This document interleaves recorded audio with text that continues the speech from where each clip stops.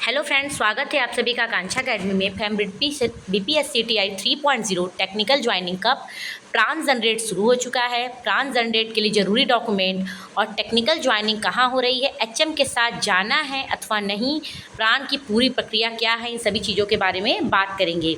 देखिए, शिक्षा विभाग का जो नोटिस आया हुआ था ज्वाइनिंग के लिए, उसमें जो लिखा था 31 आपकी मई तक लास्ट डेट थी टेक्निकल ज्वाइनिंग की। बट अभी कुछ स्कूलों की टेक्निकल ज्वाइनिंग नहीं हुई है।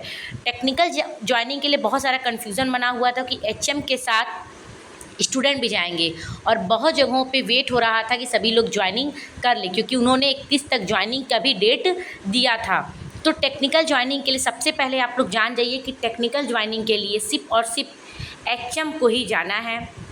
HM को मुख्यालय DO ऑफिस जाना है। वहाँ पे एक लेटर मिलेगा जिससे वो लिख देते हैं कि हाँ, इस व्यक्ति को मैं भली भांति जानता हूँ और इसको ही मैंने योगदान पत्र दिया है। उसको कर जाने के बाद टेक्निकल ज्वाइनिंग आपकी हो जाती है। बाकी रही आपकी बात, तो थंब इम्प्रेशन की भी एक प्रक्रिया होती है जो अभी नहीं होगी।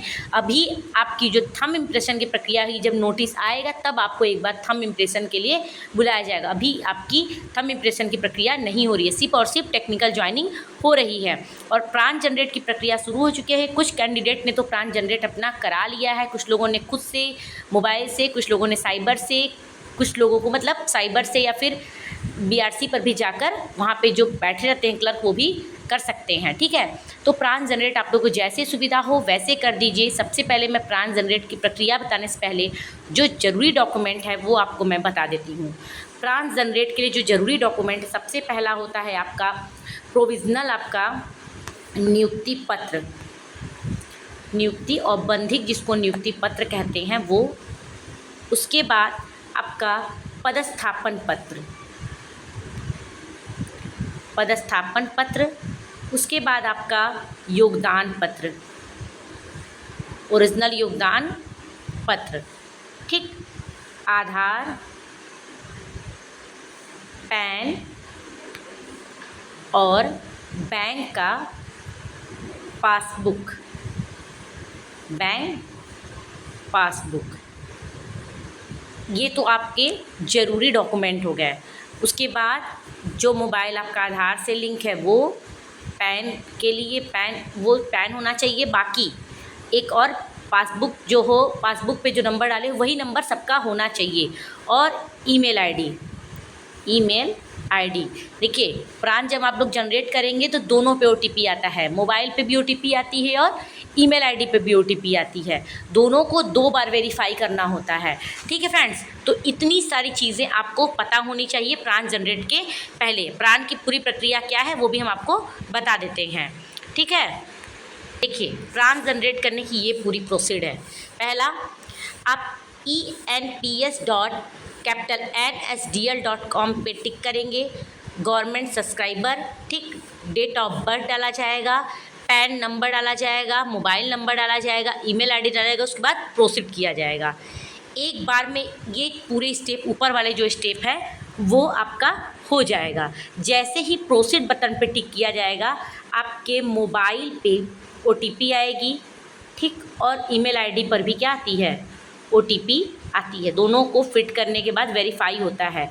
फिर टीचर का कैटेगरी 6 to 8 है तो 6 to 8, 1 to 5 तो 1 to 5, 9 10 9 10, 11 12 12। Select state of Bihar. DDO code जो भी होगा, DDO कोड देखिए जहाँ का जितना होगा ये दिया हुआ है। प्रोसीड बटन बार कर दे। फिर पर्सनल डिटेल, पर्सनल डिटेल में आपका पर्सनल डिटेल जो भी आपका नाम है, पिता का नाम है, डाला जाएगा सारी चीज़ें। उसके बाद बैंक अकाउंट को ऐड किया जाएगा। ज़्यादातर आपका SBI का ही अकाउंट होना चाहिए। ठीक, ऐड नॉमिनी डिटेल, नॉमिनी में जिसको भी डालना चाहते हैं, जो भाई स्पाउस हैं, स्पाउस का नाम, वहाँ पे मैरिड अनमैरिड भी पूछा जाता है। स्पाउस नेम दे सकते हैं, अपने बच्चे का दे सकते हैं, अपने माता पिता का दे सकते हैं जो विवाहित नहीं है।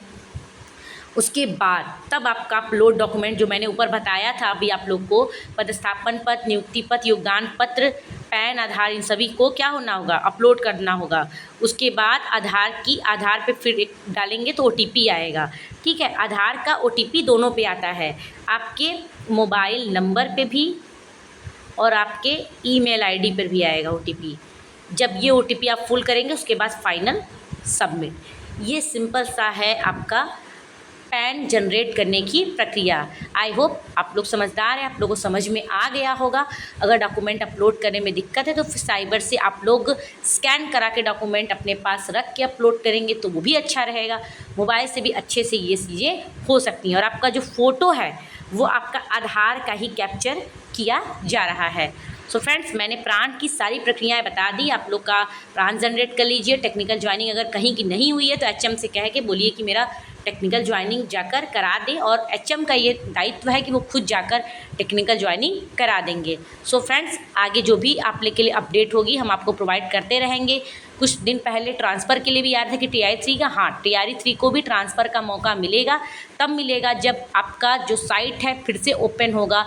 तो जो लोग भरेंगे उसमें TRE1, 2 कुछ पहले के भी होंगे तो उसमें TRE3 को भी मौका दिया जाएगा। फ़िलहाल जो अभी है उसमें आप लोग जॉब कीजिए, अपनी आगे की प्रोसीड प्रक्रिया लगाइए। अभी HRMS ID भी बनेगी, उसके बनने के बाद ही आपकी सैलरी क्रेडिट होती है। और गर्मी की छुट्टी बाद आप ई शिक्षा कोर्स पे अपना अटेंडेंस देंगे। बाकी जो भी चीज़ें होंगी समय समय पे हम बताते रहेंगे। फालतू वीडियो तो समय नहीं है, नहीं बना पाते हैं। अगर आप लोग चैनल पे नए हैं तो प्लीज़ लाइक एंड सब्सक्राइब कीजिए ऑथेंटिक न्यूज़ के लिए। Thank you so much, keep watching.